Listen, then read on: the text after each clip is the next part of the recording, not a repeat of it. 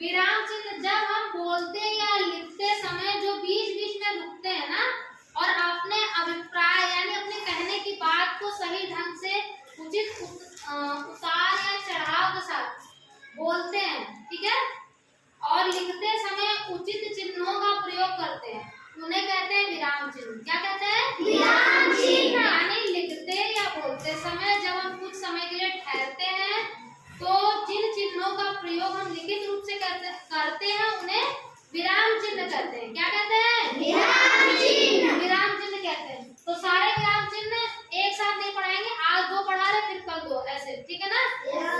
तो पहला है पूर्ण विराम। क्या है? पूर्ण विराम। पूर्ण विराम। पूर्ण विराम जैसा कि इसके सेंटेंस इस वाक्य से संपूर्ण का मतलब पूरा, पूर्ण का मतलब पूरा। जब कोई वाक्य पूरा हो जाए, जब कोई वाक्य पूरा हो जाए, जब कोई कथन हम बोल रहे हैं और उसकी पूर्ति हो जाए, वो पूरा हो जाए, तो उसके बाद जो चिन्ह लगाते हैं उसे पूर्ण विराम कहते हैं। क्या कहते हैं? पूर्ण विराम। और पूर्ण विराम कैसे लगाते हैं? एक खड़ी या खड़ी पाई। बिंदी नहीं लगेगी, बिंदी नहीं लगेगी। बिंदी अगर लगेगी तो दूसरा चिन्ह हो जाएगा। एक खड़ी पाई जो लगेगी वो क्या होगा आपका?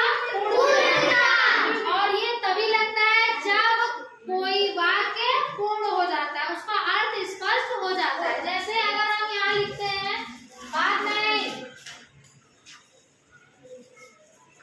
राम घर गया, है ना, ये पूर्ण विराम हो गया। तो राम कहाँ गया? घर। बात स्पष्ट हो गई कि राम गया कहाँ? घर गया। तो जब बात पता चल गई, उसका अभिप्राय स्पष्ट हो गया, तो क्या लगाएंगे? पूर्ण विराम। क्या लगाएंगे? पूर्ण विराम। आप इसी से थोड़ा सा अलग है केवल पूर्ण विराम से।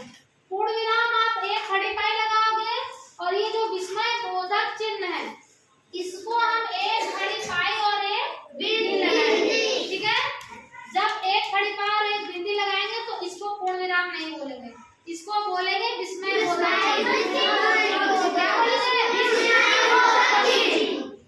इस चिन्ह का प्रयोग हम उस समय करते हैं जब कोई बात या किसी बात में कोई हैरानी की बात हो, या कोई खुशी की बात हो, या कोई घृणा की बात हो। जैसे अरे वाह पास हो गया, हुर्रे, हम घूमने जाएंगे, ठीक है।